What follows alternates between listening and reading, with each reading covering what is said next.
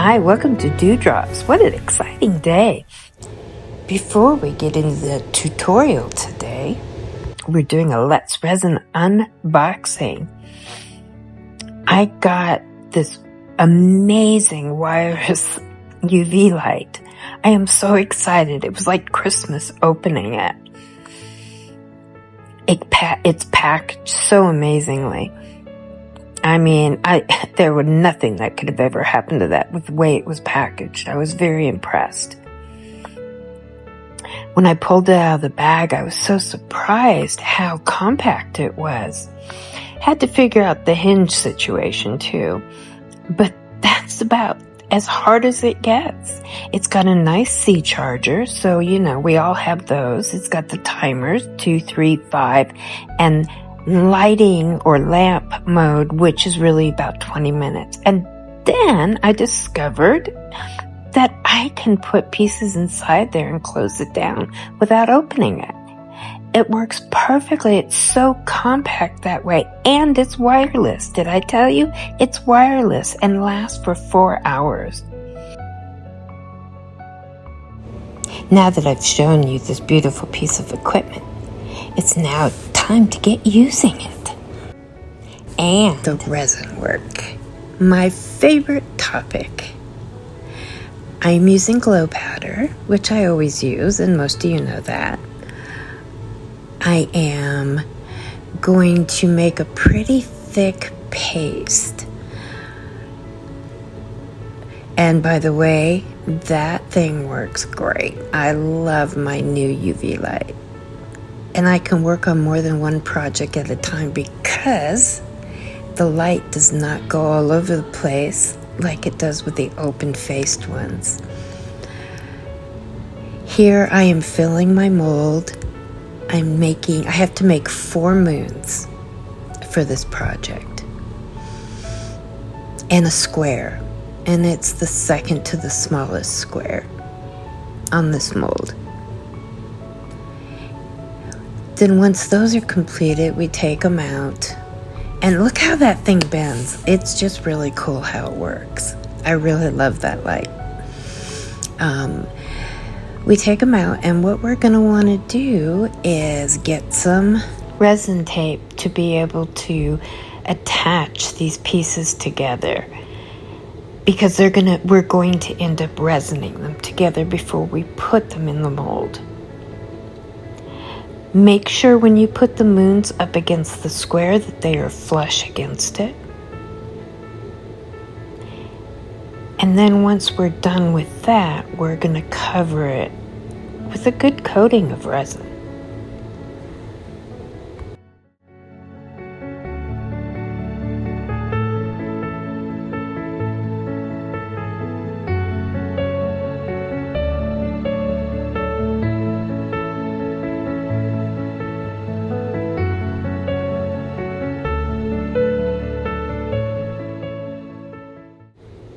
You're going to want to make sure that you fill the little areas of the moon, those little holes.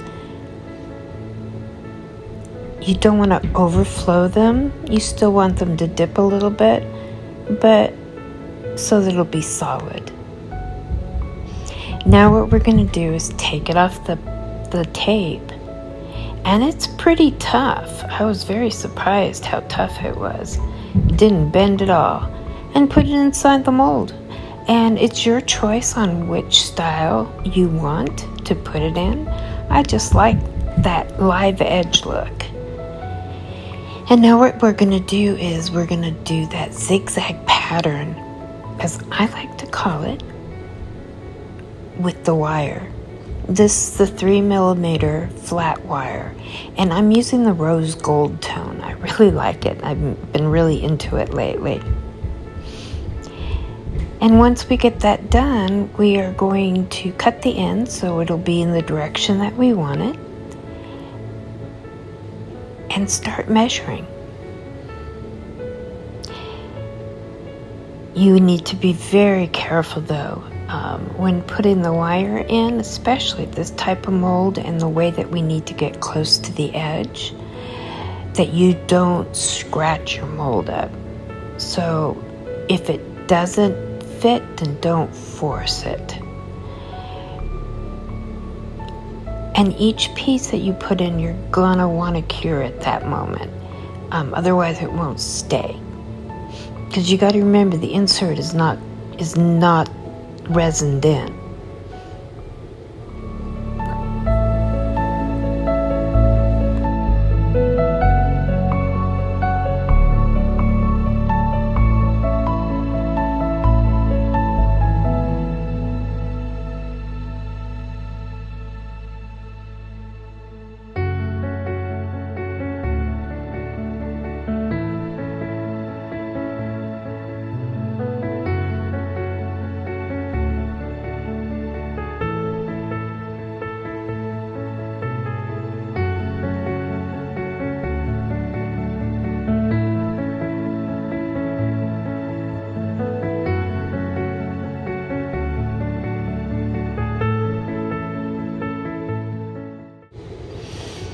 While we're working on the petal part, the pieces are going to be very, very tiny.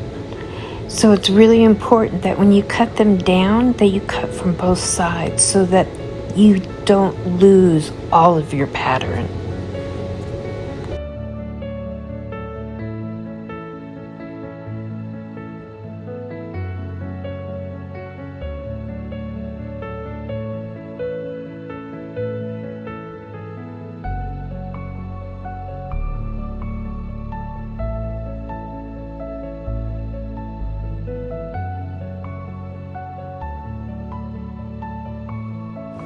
Now that we're down to the last piece on the framework, we are going to fill it with resin, and we're going to use the paintbrush, or I will use the paintbrush, and try and get out any bubbles that might be there, because they will get caught around the insert because it's not secured in.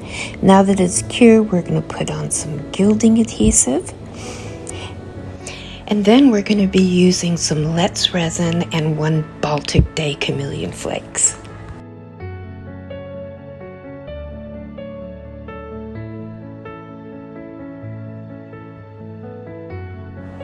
Now I'm going to apply Let's Resin's Brown Yellow, which is one of my favorites.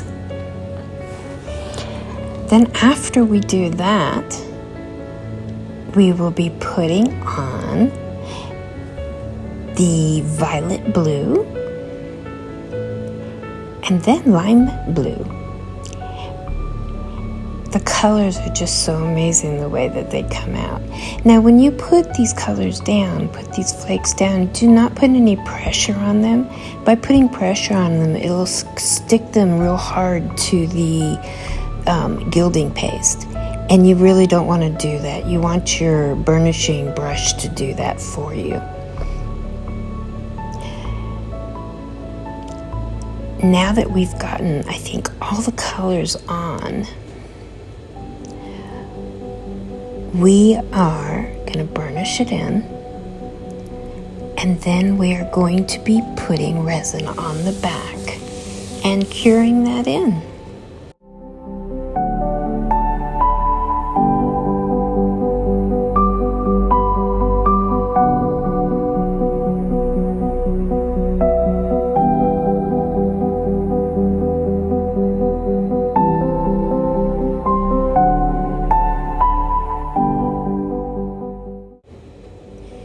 I do have to say one more time, this UV light is amazing. It is so flexible. You can cure 5 things at a time or 1 thing at a time. You can block the light from going out or keep the light going in. I think it just really depends on what you're looking for. Right now we're going to put on the black on the back of the piece to heighten the colors on the front. I almost always use black or a dark color. I can use the chrome colors on the back. It does the same thing. But the black mica powder is a little bit cheaper, so I don't mind using it. I'm putting that on to cover it very well. I don't want it opaque, but I want it dark enough to be able to make a difference. And now that that's on, we are going to cover it up, and then the great reveal, or not reveal really, because it's not finished, but it's still amazing when you see it. I cannot wait. So we're going to cure this again, and before you know it, we will be taking it out of the mold. Look at that. It hasn't even been covered with resin yet.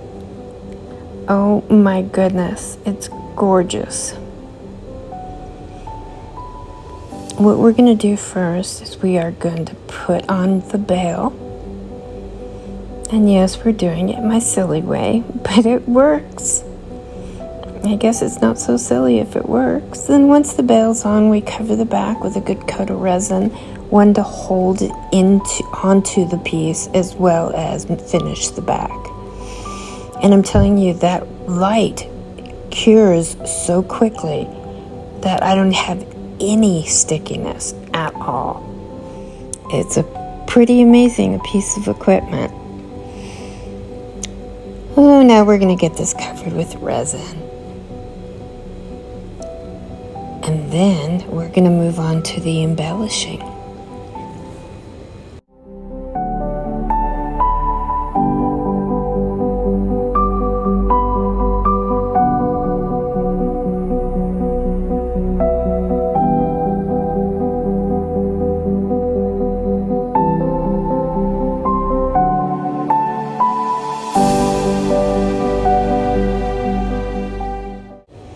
The next process here is putting on the petals.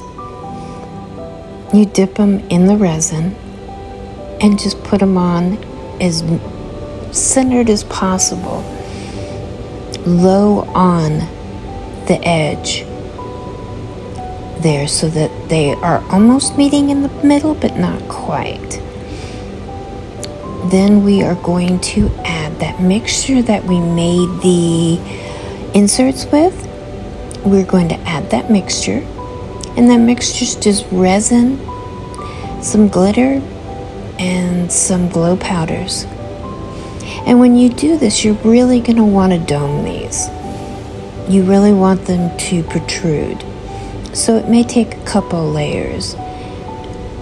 You'll start learning as you do with this more and more how much you can put in there. You'll know by the tension along the edge how full it is. So once those are cured, we are going to make a paste or a paint, whatever you want to call it, out of the Let's Resin Chrome Powders, Red and Red Rose, which are my two favorites. I really love these colors. They just are beautiful, just scrumptious. So we're going to paint each one of these petals. And it's a little bit tedious, but it's so worth it.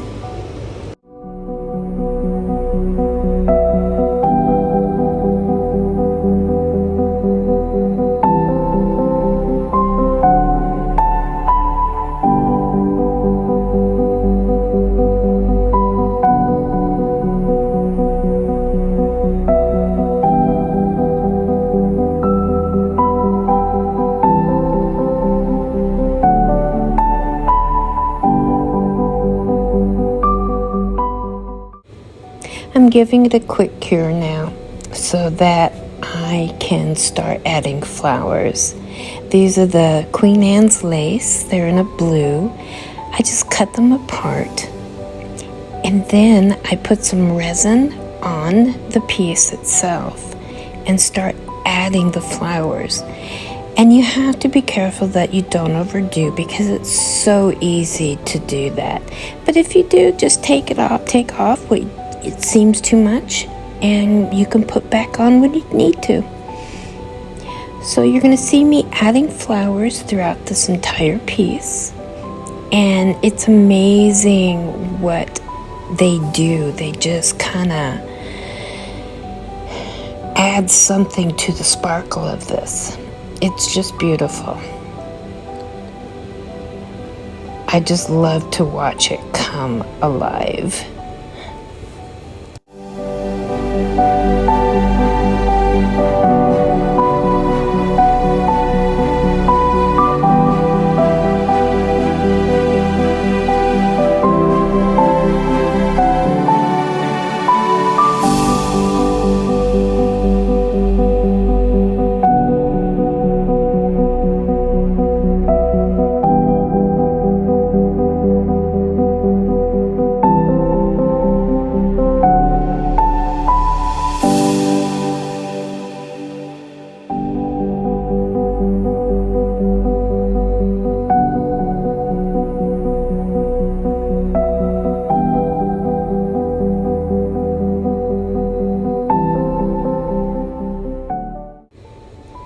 Now that we are curing it and now taking it out, we are going to add resin to it, as well as we're going to add a flat back pearl.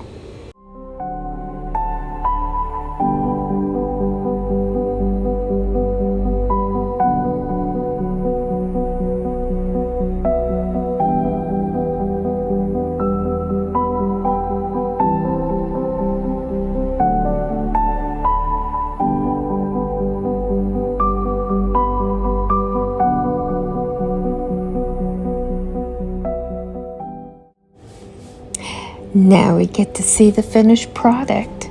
Isn't it beautiful?